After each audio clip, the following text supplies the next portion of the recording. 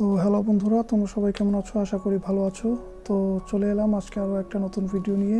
আমাদের আজকের video topic হচ্ছে মালায়ালাম ক্রাইম থ্রিলার মুভি উড়াল। মুভিটি একটি সত্য ঘটনার উপর নির্মিত। মূল ঘটনায় যাবার আগে বলে রাখি, মুভিতে কিছু 18+ দৃশ্য এবং কথা রয়েছে। আর তোমরা যদি আমাদের চ্যানেলে নতুন হয়ে থাকো তাহলে আমাদের চ্যানেলটিকে সাবস্ক্রাইব করতে ভুলো না। তো কথা না বাড়িয়ে চলো শুরু করা যাক আমাদের আজকের ভিডিও। মুভির শুরুতে আমরা শাইনি নামের একটি মেয়েকে দেখি। সে একটা স্যানিটারি ন্যাপকিনের ছবি তুলে তার বয়ফ্রেন্ডকে পাঠায় আর বলে, দেখো আমার সত্যি আজকে পিরিয়ড শুরু হয়েছে। তখন তার বয়ফ্রেন্ড বলে, তাহলে তো আমরা কয়েকদিন কিছুই করতে পারবো না। এখন শাইনি বলে, কিছু করার নেই, কয়েকদিন ধৈর্য ধরো। এবার কিরণ বলে, এতদিন পরে যদি তোমার কাছে যাই তাহলে পরের দিন থানায় একটা ধর্ষণ মামলা দায়ের হবে।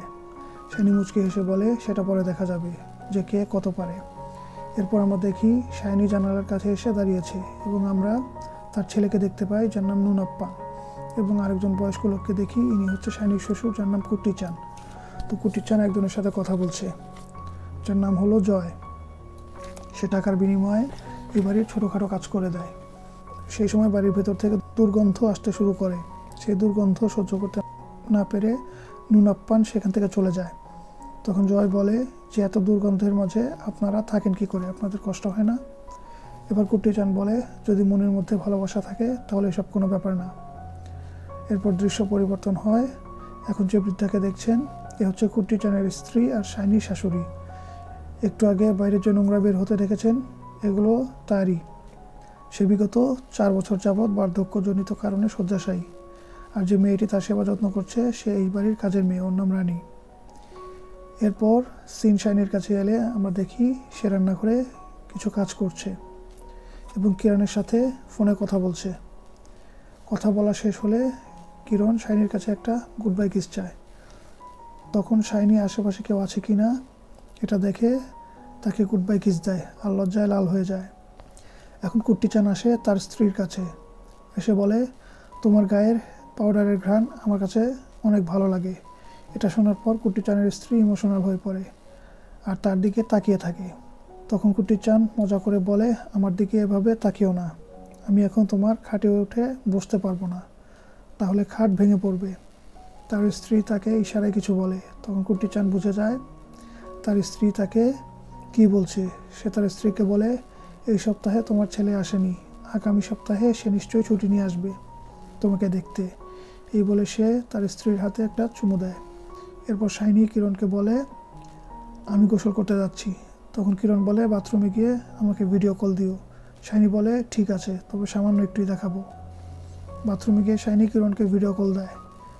তার সামনে বিভিন্ন অঙ্গভঙ্গি করতে থাকে, কিন্তু কিরণ তার কাছে আরও আবদার করে যে তার গায়ের তোয়ালেটা খুলে ফেলতে, কিন্তু শাইনি তাকে বারণ করে ফোন রেখে দেয়।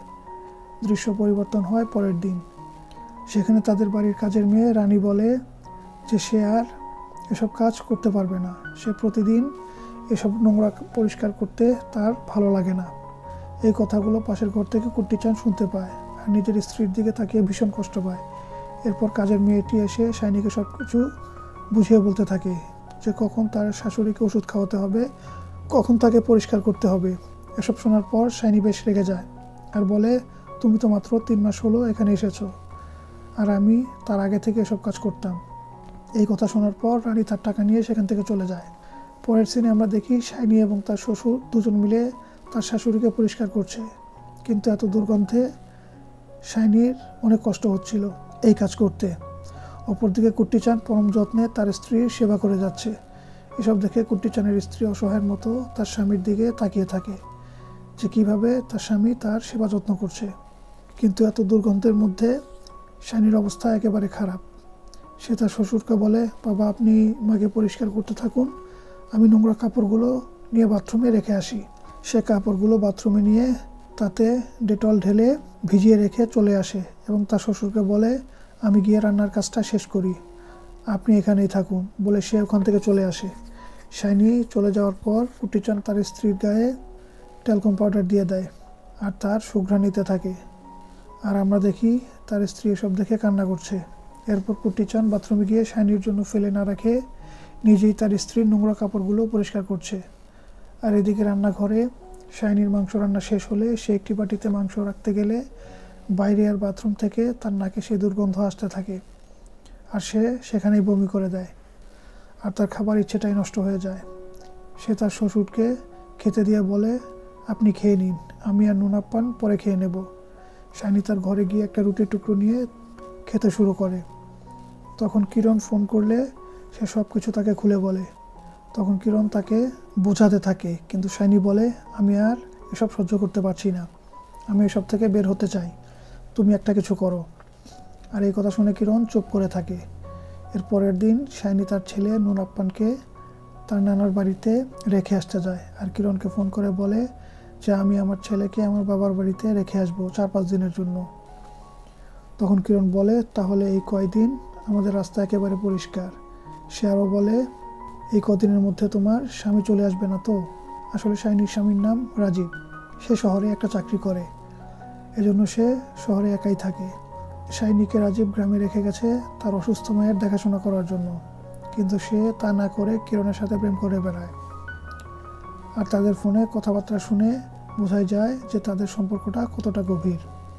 তো কিরণ এক জায়গায় দাঁড়িয়ে তার বন্ধুদের সাথে কথা বলছিল। তখন শাইনি তার ছেলেকে বাবার বাড়িতে রেখে সেই রাস্তা দিয়ে যাচ্ছিল।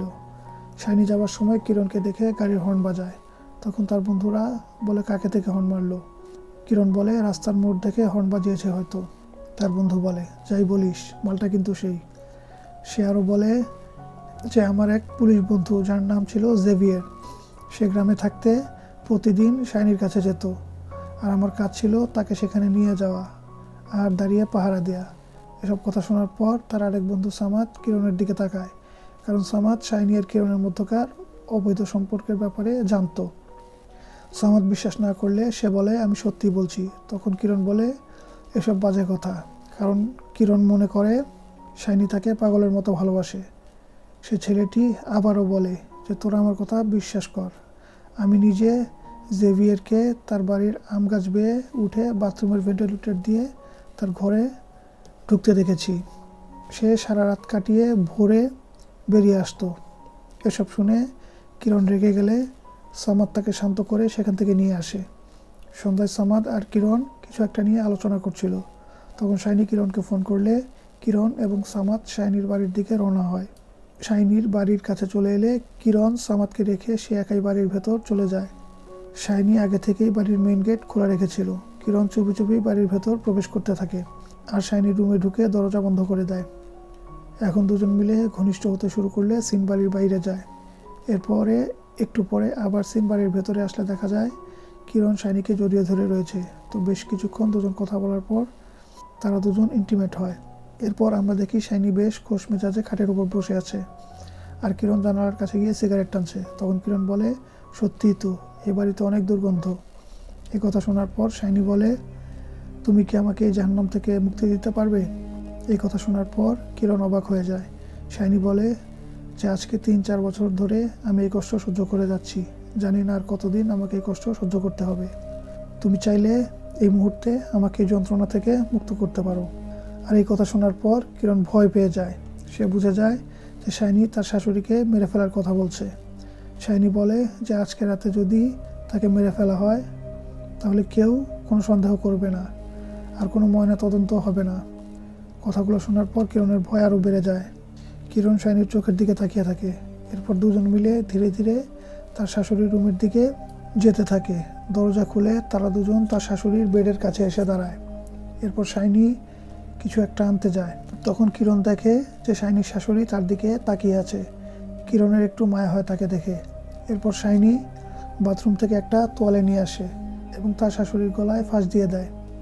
শাইনির এমন রূপ দেখে কিরণ অনেক অবাক হয়, কিন্তু তবুও সে এই জঘন্য কাজে তাকে সাহায্য করে। বৃদ্ধা মারা গেলে শাইনি এবং কিরণ তাদের ঘরে চলে আসে।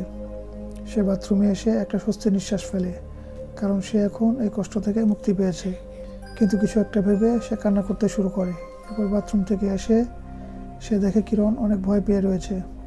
শাইনি তাকে সাহস দেয়, বলে যে তুমি কোনো চিন্তা করো না, আমি সকালে এমনভাবে কান্না শুরু করব যে কেউ আমাদের কোনো সন্দেহ করবে না যে বুড়িটাকে আমরাই মেরেছি। তখন কিরণ বলে, বুড়ি কি সত্যিই মারা গেছে? এটা শোনার পর শাইনির মনে ভয় ঢুকে যায়। এখন দুজন মিলে যায় বুড়ির ঘরে। শাইনি বুড়ির হাতের নার্ভ চেক করে দেখে বুড়ি সত্যি মারা গেছে। তখন দুজন মিলে স্বস্তির নিঃশ্বাস ফেলে। চলে যাওয়ার সময় শাইনির মনে পড়ে সে ওই তোয়ালেটা নিতে ভুলে গেছে, কিন্তু বুড়ির পাশে তোয়ালেটা নেই। তারা দুজন তন্ন তন্ন করে খুঁজতে শুরু করে, কিন্তু তারা তোয়ালেটা খুঁজে পায় না। তারা ভাবে যে বাড়িতে তারা দুজন ছাড়াও আরও একজন রয়েছে, আর সে হচ্ছে কুট্টি চান। তাহলে কি কুট্টি চানই তোয়ালেটা সরিয়েছে? ভয়ে শাইনির হাত পা ঠান্ডা হয়ে যায়। এটা ভেবে যে কুট্টি চান হয়তো সব কিছু জেনে গেছে।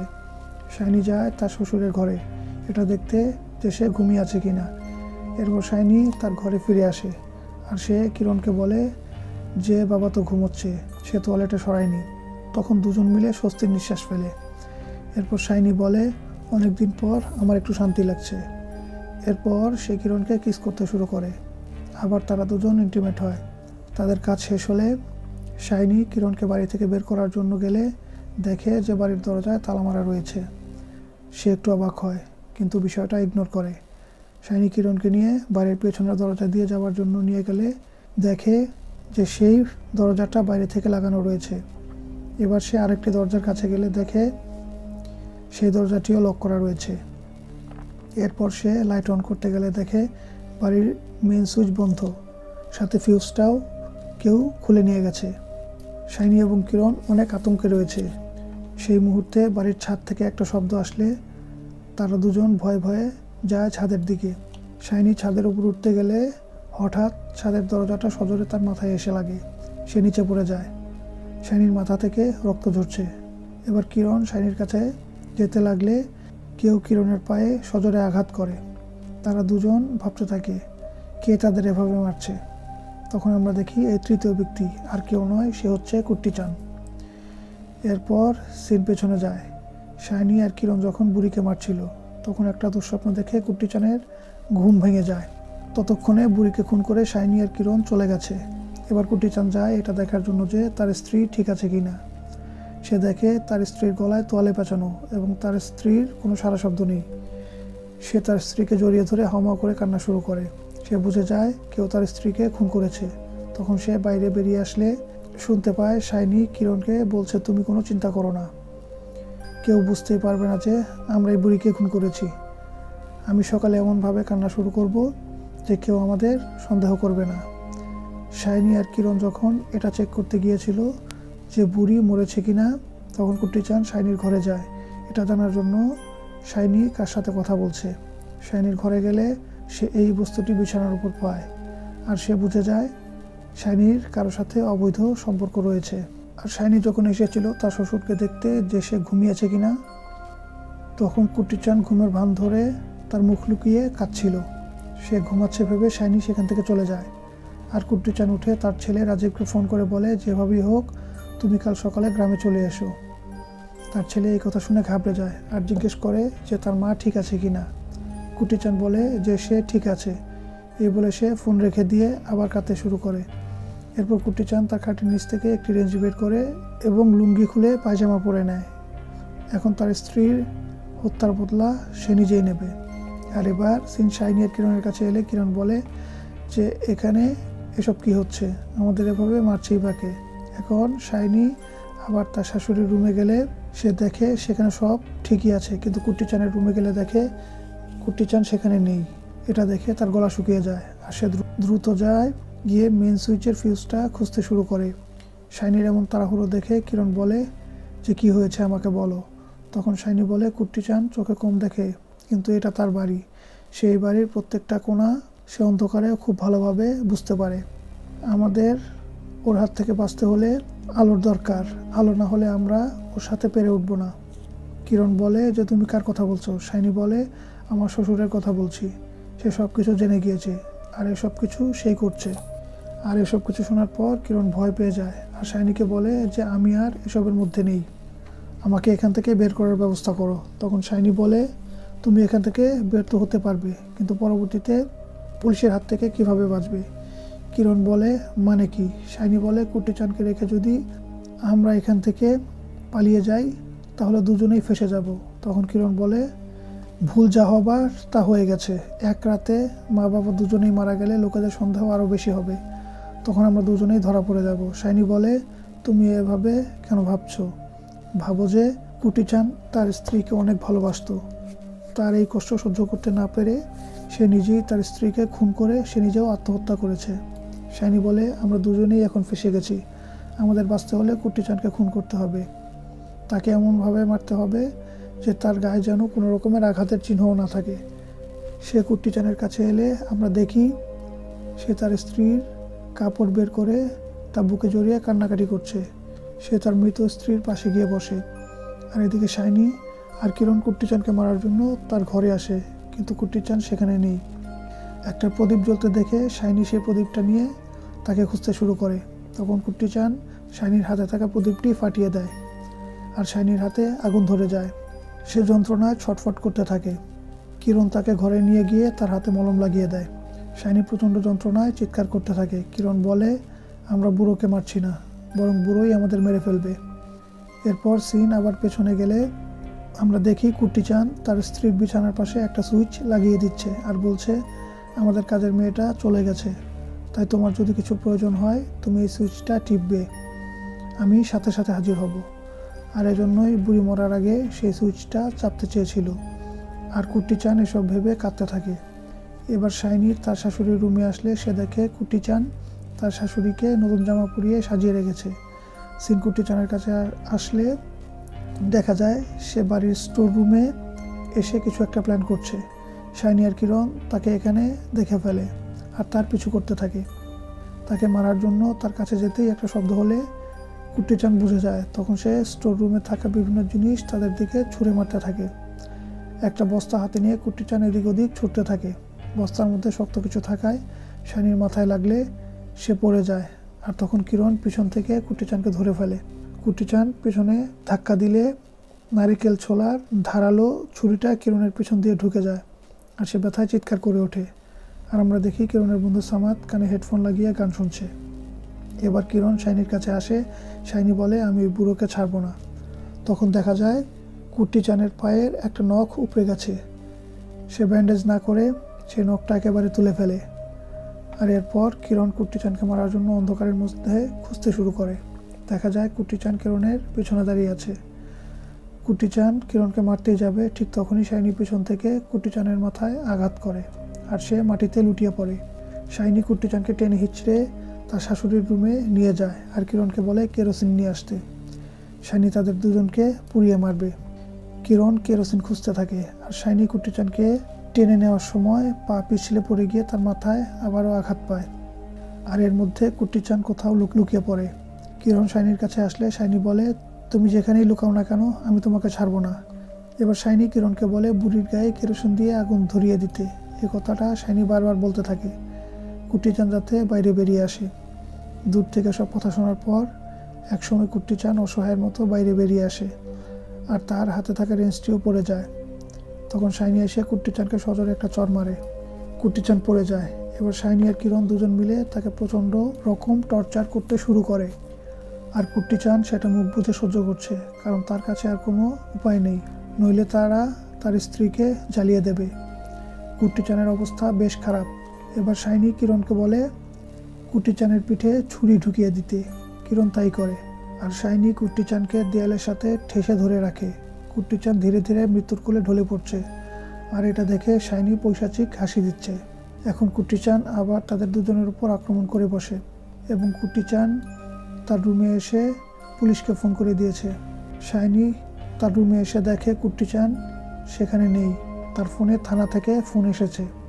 শাইনি কিরণের কাছে এসে বলে যে বুড়োটা পুলিশের কাছে ফোন করেছে, পুলিশ আসতে 2-1 ঘন্টার মতো সময় লাগবে আর যা করার এই সময়ের মধ্যেই করতে হবে।